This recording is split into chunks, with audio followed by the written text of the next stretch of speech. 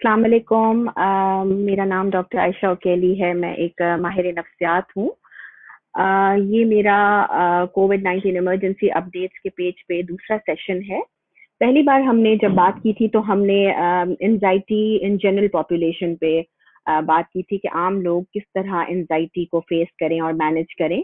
लेकिन आज हमने थोड़ा-सा उसको मुख्तलिफ एंगल से डिस्कस करना है कि एंजाइटी जब डॉक्टर्स में या पैरामेडिकल स्टाफ में या फिर वो लोग जो कि हॉस्पिटल्स में काम करते हैं उनके अंदर हो तो किस तरह मैनेज करना है उसे। मैं सिर्फ ज़रा कंफर्मेशन चाह रही हूँ कि मेरी आवाज़ आप तक पहुँच रही है और मेरी वीडियो आप तक पहुँच रही है, so that I could begin.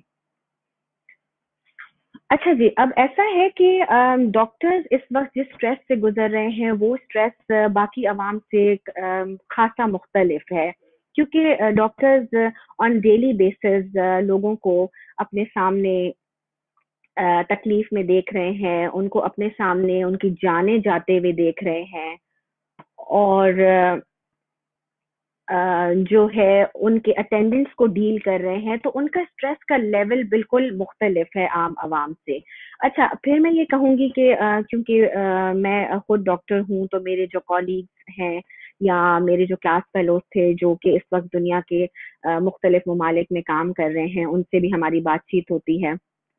तो वो कहते हैं कि पाकिस्तान के जो डॉक्टर्स हैं, वो एक और फ्रंट पे भी फाइट कर रहे होते हैं, और वो क्या है कि यहाँ के लोग, आई एम सॉरी टू से, थोड़ा-सा कोऑपरेटिव नहीं होते, उनको थोड़ी समझ नहीं आती बातें।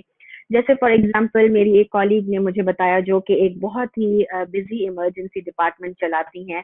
उन्होंने कहा कि फॉर एग्ज़ाम्पल एक पेशेंट का हमने कोरोना का टेस्ट करवाया और हमने उन्हें कहा कि हम ये टेस्ट के रिज़ल्ट्स आपके घर भेज देंगे या नेक्स्ट डे या 2 दिन के बाद, 48 आवर्स के बाद। तो वो नेक्स्ट डे खुद ही रिजल्ट लेने आ गए और फिर अपने साथ 2 और लोग भी ले आए कि उनका टेस्ट करें, हालाँकि उनके अंदर कोई सिम्पटम्स नहीं थे। तो फिर जब डॉक्टर्स उनको समझाते हैं कि आपको ज़रूरत नहीं है या हमारे पास इतनी किट्स नहीं हैं या ये हम ज़्यादा बीमार लोगों के लिए हमने ये बचा के रखनी है, तो वो ये बात समझते नहीं और अटेंडेंट्स लड़ने लग जाते हैं। तो वो डॉक्टर्स के लिए एक और एडिशनल स्ट्रेस होता है, मरीज़ों के अटेंडेंट्स को सँभालना और फिर ऐसे लोगों को संभालना जो कि उनसे झगड़ते हैं, लड़ते हैं कि हमारे टेस्ट करें। तो ये मैं डॉक्टर्स के स्ट्रेसर्स की जो बात कर रही थी वो इसलिए मैंने कहा कि ज़्यादा डिफरेंट है, अगेन क्योंकि वो हॉस्पिटल में ये दिन रात देख रहे होते हैं। देखिए, डॉक्टर्स को स्ट्रेस मैनेज करना बहुत ज़्यादा इम्पोर्टेंट है, उसकी मैं वजह बताती हूँ। वो ये है कि जब डॉक्टर्स स्ट्रेस लेते हैं तो ऑब्वियसली वो ये स्ट्रेस कैरी करते हैं, अपने घर ले जाते हैं। जब वो घर जाते हैं वो सोचते रहते हैं, वो बहुत फिक्र करते हैं, ओवर वरीइंग, ओवर थिंकिंग, उससे उनकी नींद डिस्टर्ब होती है। जब नींद डिस्टर्ब होती है तो नेक्स्ट डे वो अपने हॉस्पिटल, अपने काम पे पहुंचते हैं तो वो थके हुए होते हैं। तो उस थकन में क्या होता है कि उनके अंदर गुस्सा, थोड़ा चिड़चिड़ापन ज्यादा होता है। एज अ रिजल्ट उनके वहाँ लोग जो उनसे मिसबिहेव कर रहे होते हैं या वर्क का प्रेशर ज्यादा होता है, झगड़े ज्यादा होते हैं। फिर वो घर आते हैं, अब क्योंकि वर्क लोड भी ज़्यादा बढ़ गया, शिफ्ट भी लंबी हो गई, आवर्स भी ज़्यादा हो गए काम करने के, तो इतना प्रेशर आ गया उन पे कि वो जब घर पहुँचते हैं तो तब तक वो बर्न आउट हो चुके होते हैं, फटीग्ड होते हैं, बहुत ज़्यादा थके होते हैं। फिर वो एक पूरी साइकिल शुरू हो जाती है।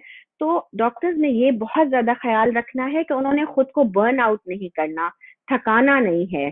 कोई इस तरह का सिस्टम होना चाहिए कि उनके लिए कोई हेल्प होनी चाहिए, ताकि जब कोई डॉक्टर एक ब्रेक ले तो कोई और हो उनको कवर करने के लिए। डॉक्टर्स को फ्रीक्वेंट ब्रेक्स लेनी चाहिए अपने काम के दौरान, रिलैक्स करना चाहिए, उसमें चाय की ब्रेक हो, कॉफी की ब्रेक हो, वो अपने कॉलीग्स से बैठ के बात कर सकें। लेकिन this is very important for them to work effectively. Doctor से आवाम जितना कोऑपरेट करेगी वो आपको उतना अच्छा आउटपुट देंगे, वो मरीजों का उतना बेहतर ख्याल रख पाएंगे, वो उनके इलाज में ज्यादा कंट्रीब्यूट कर पाएंगे क्योंकि उनके अंदर एनर्जी होगी। अगर वो अपनी एनर्जी आवाम को समझाने में ही सर्व कर देंगे तो फिर वो उनके पास इतना बचेगा नहीं, उनका आउटपुट अच्छा नहीं आएगा। बिल्कुल, मैं हमेशा से कहती हूँ अपनी सारी डॉक्टर कॉलीग्स को जो फ्रंट लाइन पे काम कर रहे होते हैं कि you are doing a wonderful job, we are really proud of you. ये बहुत बड़ी सर्विस आप लोग हमें दे रहे हैं, बिल्कुल आसान नहीं है इतने स्ट्रेसफुल माहौल में काम करना, जहाँ एक इंसान जब काम पे आए तो उसे ये स्ट्रेस है कि न सिर्फ ये स्ट्रेस है कि वो खुद बीमार होगा, उसे ये भी स्ट्रेस है कि वो कहीं यहाँ से वायरस लेके घर तो नहीं चला जाएगा। वो गिल्टी फील करता है कि मैं घर वालों को तो बीमार नहीं करूंगा। फिर उसको ये भी डर होता है कहीं मेरा पेशेंट तो मेरे हाथों से नहीं निकल जाएगा, पता नहीं मेरा पेशेंट कब ठीक होगा। मतलब इतने सारे फ्रंट्स पे एक डॉक्टर लड़ रहा होता है कि मैं कहती हूँ कि they are doing an amazing job, it's not easy. और फिर जो डॉक्टर्स आजकल कह रहे हैं वो उनको जो शिकायत है आवाम से, वो मैं जरूर यहाँ पे कहना चाहूंगी कि वो कहते हैं कि लोग थैंकफुल नहीं है। लोग बस इसको ऐसे लेते हैं कि जैसे कि मतलब वो हम पे एहसान कर रहे हैं, मतलब वो थैंकफुल एक ग्रैटिट्यूड शो नहीं करते। तो मेरी ये रिक्वेस्ट है लोगों से, आवाम से, कि प्लीज आप डॉक्टर्स की उनकी सर्विसेज को सराहें जरूर। अच्छा जी, अब ये है कि देखिए स्ट्रेस जैसे हम नॉर्मली मैनेज करने के लिए हमेशा कहते हैं, ये डॉक्टर्स को भी वैसे ही स्ट्रेस मैनेज करना है, लेकिन कुछ एडिशनल बातें हैं।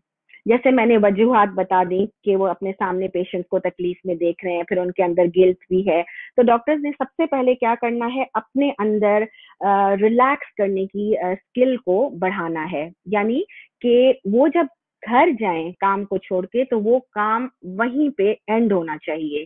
दे शुडंट कैरी दैट फॉरवर्ड, क्योंकि जब वो परेशानी हॉस्पिटल की अगर घर ले गए तो वो उनको मेंटली एग्जॉस्ट कर देगी। जैसे मैंने पहले कहा, वो मेंटली एग्जॉस्ट होके फटीग्ड होंगे, बर्नआउट कर जाएंगे और नेक्स्ट डे उतना आउटपुट नहीं दे पाएंगे।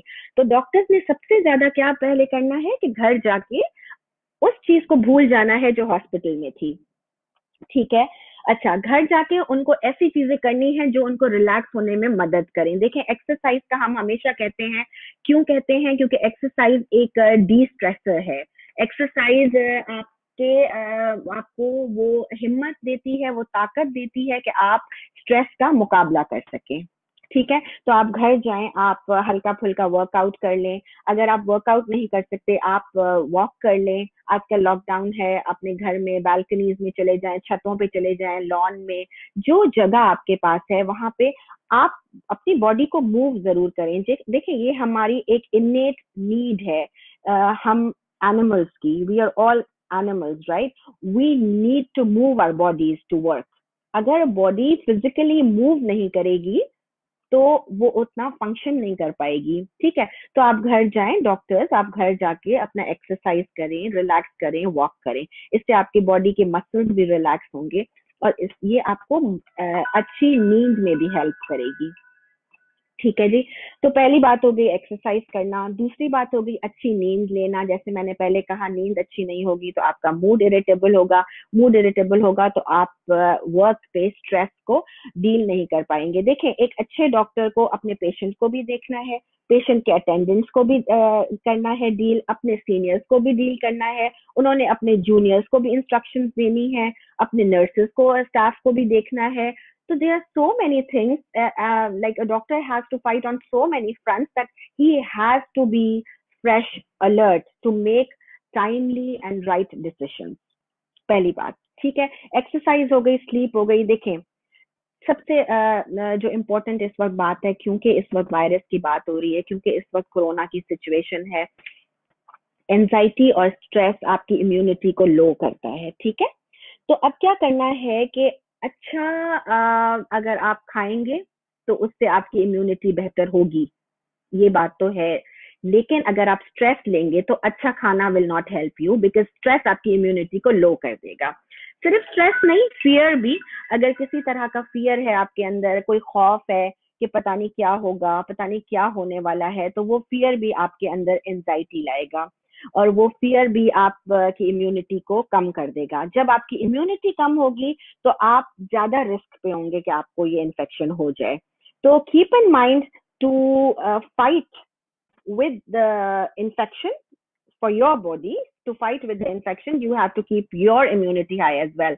डॉक्टर क्योंकि एक्सपोज भी ज्यादा हो रहा है पेशेंट से, तो उसको अपनी इम्यूनिटी का बहुत ख्याल रखना है। ठीक है जी। तो ये हो गई आपका एक्सरसाइज, आपकी अच्छी नींद और आपका अच्छा खाना। ठीक है। अच्छा देखें, अब जब फियर है हमारे अंदर, जैसे मैं हमेशा ये मिसाल देती हूँ कि देखें डॉक्टर्स, आप डॉक्टर्स इस वक्त हमारे सोल्जर्स हैं, ठीक है।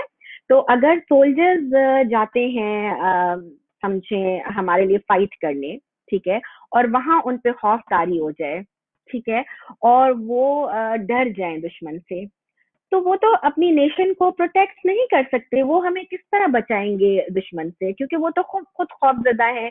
बिल्कुल डॉक्टर्स इसी तरह हैं इस वक्त, वो हमारे सोल्जर्स हैं, ठीक है। तो हमें बचाने के लिए और हमें प्रोटेक्शन देने के लिए, हमें सेफ रखने के लिए उन्होंने सबसे पहले अपना ख्याल रखना होगा, ठीक है। अपनी सेहत का ख्याल, अपनी फिजिकल सेहत का ख्याल भी और अपनी मेंटल सेहत का ख्याल भी, ठीक है।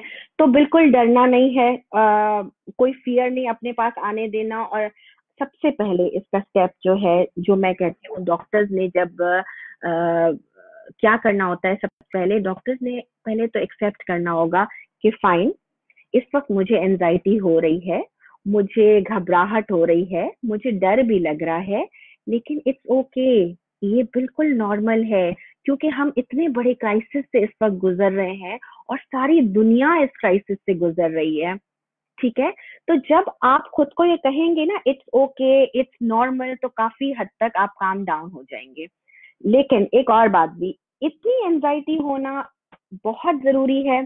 जैसे आप यूँ एग्ज़ाम्पल इसकी मैं दूँगी कि आप जैसे स्टूडेंट्स होते हैं, वो एग्ज़ाम की एंग्ज़ायटी लेते हैं। जब वो एंजाइटी लेते हैं तो वो ज़्यादा पढ़ते हैं। बिल्कुल इसी तरह जब डॉक्टर्स एंजाइटी लेंगे, तो फिर वो अपना भी ख़्याल रखेंगे ज़्यादा, अपने आप को प्रोटेक्टेड रखेंगे, अपने पेशेंट का भी ख़्याल रखेंगे। लेकिन एक डॉक्टर जिसको कोई परेशानी नहीं है और जो बहुत ही केयर फ्री सा है, वो कहता है कोई बड़ी बात नहीं है, तो वो फिर उतने स्टेप्स नहीं ले पाएगा अपने आप का ख़्याल रखने के लिए या दूसरों का ख़्याल रखने के लिए। ठीक है? तो इतनी तो हो गई हेल्दी एंजाइटी। अब अगर आपको लगता है कि मुझे इतनी एंजाइटी हो रही है कि मैं अपने पेशेंट का ख्याल नहीं रख पा रहा, या मैं अपना काम नहीं कर पा रहा, या मुझे डेली बेसिस पे प्रॉब्लम हो रही है, तो इसका मतलब इससे ज्यादा परेशानी है, मतलब ये परेशानी की बात है, then you need to talk to somebody. ठीक है। अच्छा, मैंने कहा सबसे पहले आप एक्सेप्ट करें अपनी फीलिंग्स। आप ये कहें कि ओके फाइन, ये मुझे जो हो रहा है या इस वक्त मेरी जो एंजाइटी है, ये एक बहुत ही नॉर्मल सिचुएशन है। डिनाई नहीं करना, ठीक है। जैसे आपने डिनाई किया या आपने कहा ओके फाइन, ये कोई बहुत बड़ी बात नहीं है, या हम इसको कर सकते हैं, इसमें परेशानी की कोई बात नहीं है, तो ये तो बिल्कुल ठीक नहीं है। डिनाइल में जाना बिल्कुल ऐसी ही बात है जैसे कबूतर ने आंखें बंद कर ली बिल्ली को देखकर, क्योंकि जब कबूतर आंखें बंद करेगा तो बिल्ली वहां से चली नहीं जाएगी, बिल्ली उस पर अटैक करेगी। बिल्कुल इसी तरह हम डिनाई नहीं करेंगे, हम एक्सेप्ट करेंगे कि ठीक है, ये क्राइसिस की सिचुएशन है, इस वक्त मुझे जो हो रहा है वो बहुत नॉर्मल है और मैंने उसके साथ डील करना है। जब उसको ये एहसास होगा कि ठीक है अब परेशानी है, तो फिर वो स्टेप्स लेगा ना कि मैं उस परेशानी से बचूं और मैं दूसरों को भी बचाऊं। देखें, आपने अपने आप को रीअश्योर करना है, आपने अपने आप को ये चीज बोलनी है कि I am doing a great job, मैं कितना कुछ कर रहा हूँ ह्यूमैनिटी के लिए, मैं लोगों के लिए इतना कुछ कर रहा हूँ, मैं उनके लिए अपनी खिदमात पेश कर रहा हूँ, मैं उनके लिए अपने आप को पेश कर रहा हूँ, मैं उनके लिए खुद को रिस्क में डाल रहा हूँ, मैं इतना कुछ दे रहा हूँ कम्युनिटी को, मैं अपनी सोसाइटी के लिए इतना कुछ कर रहा हूँ। तो आप अपने अंदर देखेंगे कि एक सेल्फ वर्थ और आपकी सेल्फ एस्टीम बढ़ती जाती है, आपको एनर्जी मिलती है, आप बहुत अच्छा फील करने लगते हैं, आपको लगता है ओके फाइन, मैं इतना कंट्रीब्यूट कर रहा हूँ इस सोसाइटी को और I am making a difference, so this will increase your self esteem. ठीक है जी। तो आप keep talking to yourself, keep telling yourself, अपने आप को खुद ही थपकी दें, अपने आप को खुद ही शाबाशी दें अगर लोग नहीं दे रहे, क्योंकि no doubt you doctors are doing a lot, you nurses are doing a lot, you guys are risking your life, तो खुद को खुद थपकी दें। ठीक है।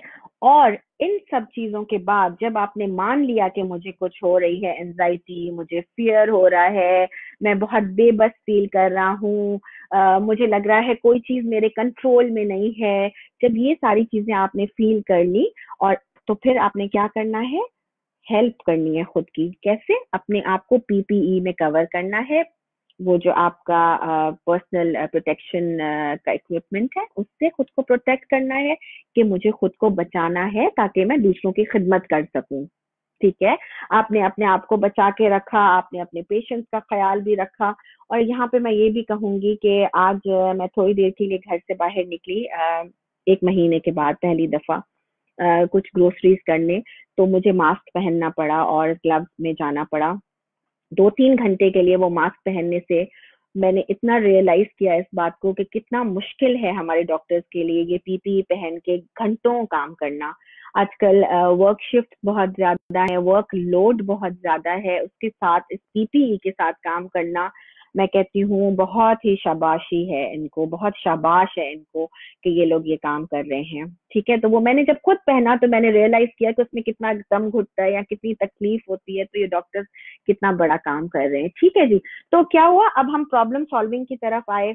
ठीक है। प्रॉब्लम सॉल्विंग यही है कि आपने खुद को पीपीई से कवर किया, आप घर जाते हैं तो आप रिलैक्स भी करते हैं, आप घर जाके एक्सरसाइज भी करते हैं, आप अच्छा खाते हैं अपनी इम्यूनिटी को बढ़ाने के लिए, आप अच्छे सोने की कोशिश करते हैं, और जब घर जाते हैं तो अपने घर वालों के साथ अच्छे से टाइम स्पेंड करते हैं। जैसे मैंने पहले कहा, आप कोशिश करें कि आप अपने काम का स्ट्रेस घर पे प्लीज ना ले जाएं। You need time to relax and you need to learn how to relax. एक चीज होती है मेडिटेशन, ठीक है, और एक चीज होती है माइंडफुलनेस। देखिए, माइंडफुलनेस ये होती है कि अगर आपको लगता है कि आपका जहन बार बार एक ही परेशानी की तरफ जा रहा है, या आप बार बार एक ही चीज को सोच रहे हैं, तो उसमें क्या होता है, उस माइंड को डाइवर्ट करने के लिए आप माइंडफुलनेस टेक्निक्स यूज करते हैं। मैं सिंपल एक मिसाल दूंगी। फॉर एग्जाम्पल, आपके हाथ में चाय का एक कप है, बहुत अच्छी चाय बनी हुई है, तो हम लोग अक्सर क्या करते हैं, कुछ काम कर रहे होते हैं, मोबाइल चेक कर रहे होते हैं, लैपटॉप में कोई काम कर रहे होते हैं, साथ साथ चाय पीते हैं, हम उसकी टेस्ट को फील भी नहीं करते हैं। तो माइंडफुलनेस एक ऐसी चीज है जिसमें आप एक्चुअली अपने आप के अराउंड जो भी चीजें हैं उसको फील करें। जैसे आपने चाय का एक सिप लिया तो आपने उसके पीने को महसूस किया, चाय आपके गले के अंदर गई, आपने क्या फील किया उस वक्त। आपके इर्द गिर्द शाम का माहौल है अगर, तो आपने उस माहौल को फील किया। अगर तो बर्ड्स वगैरह कुछ परिंदे आपके आसपास हैं, आपने उनकी आवाज को फील किया। इसे हम माइंडफुलनेस कहते हैं। यानी आप अपने इर्द गिर्द की चीजों को महसूस करें। ठीक है। तो आप देखेंगे कि आप कितना रिलैक्स होते हैं। ये मैंने चाय का एक मिसाल दी है। जब आप चाय का कप उठाते हैं तो अपने फोन, अपने लैपटॉप, अपनी सारी चीजों को हटा दें और बैठें और उसको एंजॉय करें, रिलैक्स करें, और सब चीजों को महसूस करें अपने आसपास। इसको हम माइंडफुलनेस कहते हैं। This is one way of dealing with anxiety and stress. ठीक है। मैं साथ साथ आपके मैसेजेस भी पढ़ती जा रही हूँ, तो कोई इस तरह का क्वेश्चन होगा तो आई वुड डेफिनेटली आंसर। तो बेसिकली मैंने आज बात की एंजाइटी इन डॉक्टर्स। ठीक है। तो उसमें मैं समराइज करूंगी कि सबसे पहले आप एक्सेप्ट करें अपनी फीलिंग्स को। आप ये देखें कि ठीक है, मैं परेशान हूँ, मुझे घबराहट है, मैं बेबस फील कर रहा हूँ, मुझे डर लग रहा है, लेकिन फिर साथ में आप कहेंगे it's okay, it's normal, it's a crisis situation. ठीक है। मैंने पहले भी कहा, आपने डिनाई नहीं करना, आप एक्सेप्ट करेंगे, और उसके बाद आप अपने आप को रीअश्योर करेंगे, अपने आप को बताएंगे कि आप क्या काम कर रहे हैं, आप कितना कुछ दे रहे हैं। मैं हमेशा लोगों से कहती हूँ कि आप जो कुछ दूसरों को दे रहे हैं, किसी भी चीज को आप अंडर एस्टिमेट ना करें। आप ये ना सोचें कि आप कम कर रहे हैं। आप ये सोचो कि giving is power. When you're giving something to somebody, it's a big thing. Whether it's money, whether it's food, whether it's your knowledge, it's your time, जो भी कुछ, you feel very good. एक अच्छी सी फीलिंग आपके अंदर आती है जब आप लोगों को कुछ देते हैं, तो आपकी बॉडी के अंदर फील गुड हार्मोन्स एक सर्ज के साथ आते हैं और आप बहुत खुशी महसूस करते हैं, और ये इंटरनल खुशी होती है, आप अंदर से खुशी महसूस करते हैं। ठीक है। तो आप जब अपने आप को ये खुशी देंगे कि ओके मैं इतना कुछ दे रहा हूँ कम्युनिटी को, तो आप बहुत हैप्पी फील करेंगे, आप सेटिस्फाइड फील करेंगे। आप जो है ना सोचेंगे कि अच्छा मैं जब इतना अच्छा काम कर रहा हूँ, तो फिर आपका फियर, आपकी एंजाइटी, आपका स्ट्रेस सब कुछ कम हो जाएगा। ठीक है।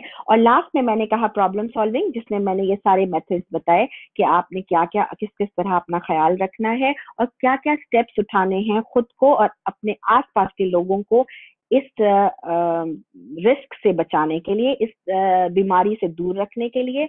आप अपनी पूरी कोशिश करें, अपने पूरे मेजर्स लें to keep yourself and others safe, and then leave it to your lord, he will help you. But अगर हम ये कहते हैं कि हम खुद को प्रोटेक्ट नहीं करेंगे, हम खुद को कवर नहीं करेंगे, हम मास्क भी नहीं पहनेंगे और हम बाहर भी जाएंगे और फिर हम छोड़ देंगे अल्लाह पे कि वो हमें बचाएगा, तो ऐसा नहीं होता।